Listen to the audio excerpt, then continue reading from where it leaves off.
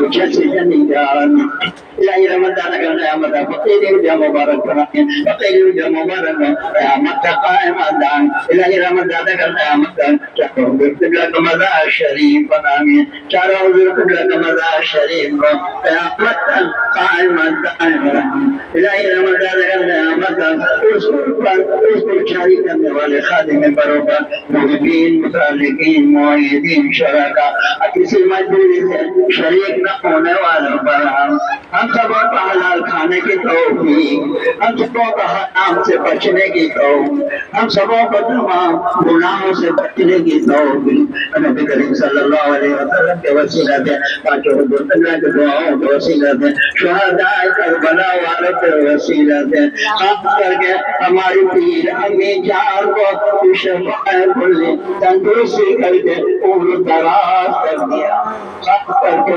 موجودہ قبلی نشین بزرگ قبلہ دامت برکاتہ کو بھی شفاء کلی تندرستی کر کے عمر دراز کر دیا نئی جوش نئی طاقت نئی قوت عطا اور آپ کے حیات مبارکہ عطا اور آپ کے حیات مبارکہ اور آپ کا سایہ ہم لوگوں پر ہمیشہ ہمیشہ قائمت قائم جو پیر بہن کی لڑکی امتحانات دے چکے ہیں یا دینے والے ہیں اعلیٰ کے اعلیٰ نمبروں سے پاس کر دیا جو پیر بہن کی لڑکی ہو گئے ہیں اس کو آسانی کے ساتھ جلد سے جلد گھر پہنچا جو پیر بہن میں آپس میں نا اتفاقی ہے سبوں کے دلوں میں سچا عشق محبت عطا ہم سبوں کو جب موت ہو جو پیر بہن دعا کے لیے کہیں تمام پیر بھائی پیر بہنوں کو دعاؤں کو تو قبول کرنا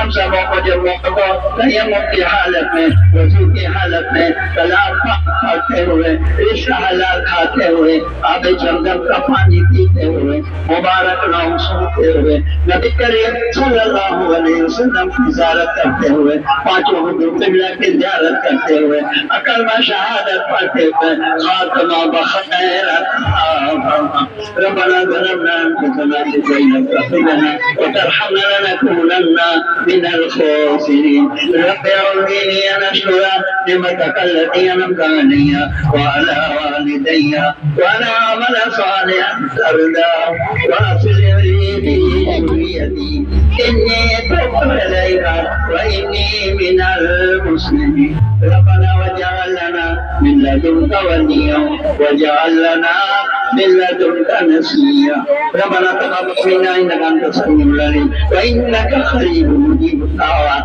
يا قاضي الحاجات برحمتك يا أرحم الراحمين اللهم صل وسلم وبارك على محمد سيدنا مولانا نبينا وعلى آله كما صليت وسلم وبارك وعلى آل سيدنا إبراهيم إنك اللهم صل وسلم وبارك على محمد سيدنا مولانا نبينا وعلى آله وصحبه وأصحابه كما صليت وسلم وبارك وعلى آل سيدنا إبراهيم اللهم صل وسلم وبارك على عبدك ورسولك الكريم رحمة للعالمين سيدنا مولانا نبينا وعلى آله وصحبه وأزواجه وصحابه وأوليائه كما صليت وسلم وعلى آل سيدنا إبراهيم إنك لا إله إلا الله محمد رسول لا إله إلا الله محمد رسول لا إله إلا الله محمد رسول الله يؤمن بالله صلى الله تعالى عليه وعلى آله وصحبه وسلم مہربانی کرے دو رکعت چار رکعت نفل نماز پڑھ لے بر دو رکعت رمضان مبارک زیارت کرنے دو رکعت نماز پاری ملی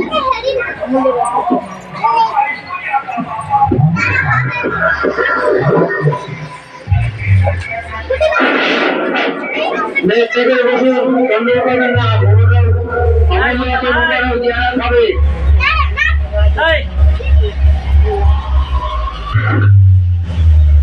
مہربانی করে ডক্টরে করবেন না مہربانی করে বসুন আমাদের রাতে মোবারক জিয়ারত হবে অমরনাথের মোবারকটা কি জিনিস আপনারা অনেকেই জানেন, অনেকেই যারা নতুন এসেছেন হয়তো জানেন না।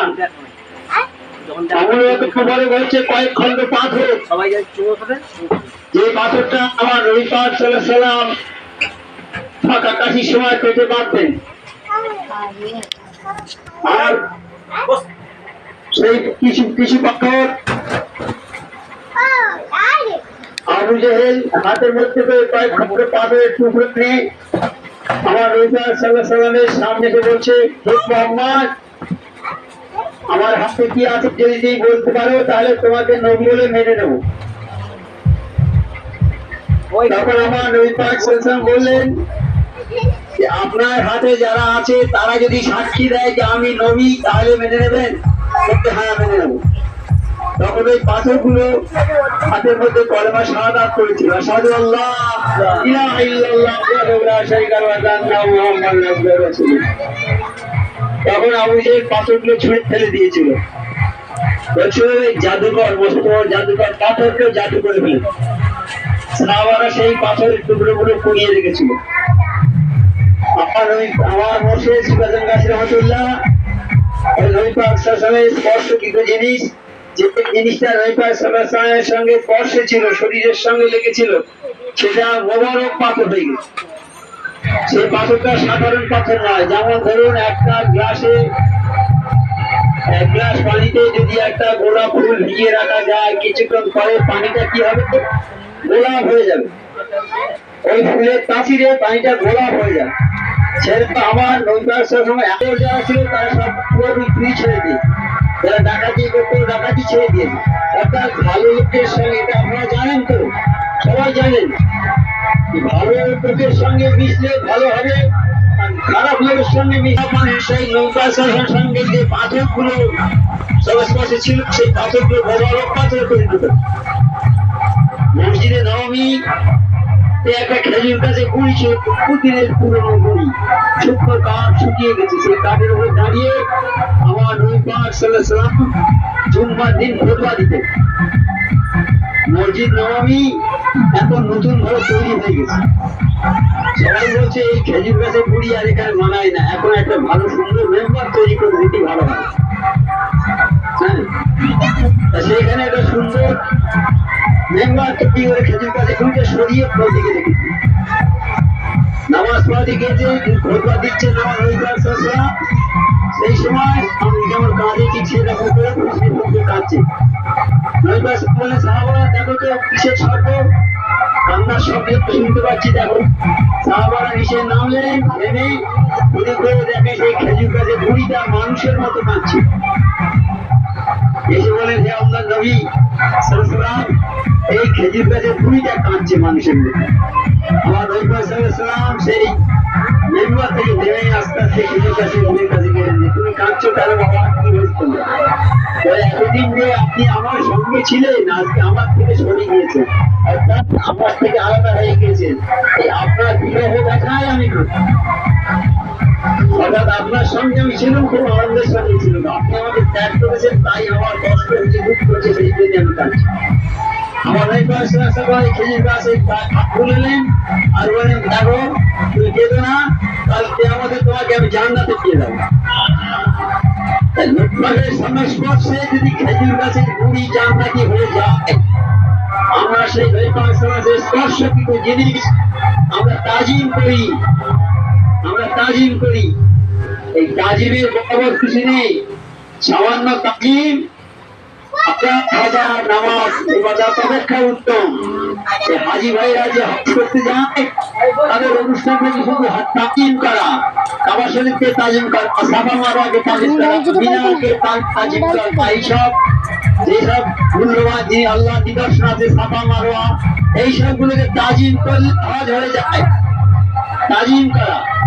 মিসির হাদিয়া গিয়ে মদ করছিল, মদের বাড়িতে সব সময় মদ খেয়ে পড়ে থাকতো। একদিন রাস্তা দিয়ে যাচ্ছে, তাকে রাস্তায় একটা কাগজ পড়ে আছে, ছোট্ট কাগজের টুকরো, ও তুলে নিয়েছে, নিয়ে ধুলো ছেড়ে দেখলো এটা কালাম পাক হবে নিশ্চয়ই। তো লেখাপড়া জানে না, দূর থেকে বলছে, আরবি লেখা দেখলে অনেকে বুঝতে পারে, তো এটা ঠিক কালাম পাক, এটা কালাম পাকে হয়তো আয়াত কিছু হবে। ওইটা নিয়ে তাজিম করেছে, মাথায় করে নিয়ে বাড়ি চলে গেছে, নিয়ে ভালো করে পরিষ্কার করে মুছে মুছে আদর মাখিয়ে তাকে তুলে রেখেছে। খুব তাজিম করেছে, ভক্তি করেছে, শ্রদ্ধা করেছে। এই কালাম পাককে যারা তাজিম করবে তাদের ওই রকম অবস্থা হবে। জিনিসকে আমরা তাজিম করি, আমরা শুধু চুম্বন করে তাজিম করি, অন্য কিছু নয়। অনেকে বলে ওরা পুজো করে, না এটা না, তাজিম করি, তাজিম করা যাবে।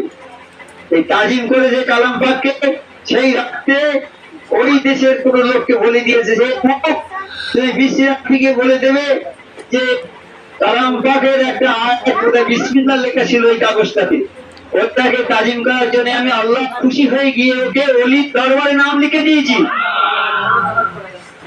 একটা ছোট্ট কাগজ বিসমিল্লাহ লেখাকে যদি তাজিম করার জন্য অলি আল্লাহ দপ্তরে আল্লাহ তার নাম লিখে দেয়, খুশি হয়ে যায়। আর আমার মুর্শিদ যিনি সারা পৃথিবীর শ্রেষ্ঠ মহামানব, যিনি তার স্পর্শকৃত জিনিস কত মোবারক জিনিস, সেই জিনিসটাকে আমরা তাজিম করি। এই তাজিম করলে কি হবে, মাঠে যেমন গাছের পাতা ঝরে যায়, এই জিয়ারাতকারী জীবনের সমস্ত গুনাহ ঝরে যাবে, সে যেন আজই মাঠ থেকে জন্মগ্রহণ করবে। এই যে তাজিম করার পদ্ধতি, কালেমা শাহাদাত পড়ে মুখে হাত দিয়ে চুম্বন করে চোখে হাত দিতে হবে, এই চুম্বন তাজিম হয়ে গেল। এইটা এইরকম করলে ওই তাজিম করা হলো। এই কাজে আমাদের জীবনের গুনাহ খাতা সব আল্লাহ মাফ করে দিবে। আর দ্বিতীয় কি হবে, আমরা যেন নবী পাক সাল্লাল্লাহু আলাইহি ওয়াসাল্লামের সামনাসামনি যেন জিয়ারত করল। একবার কলেমা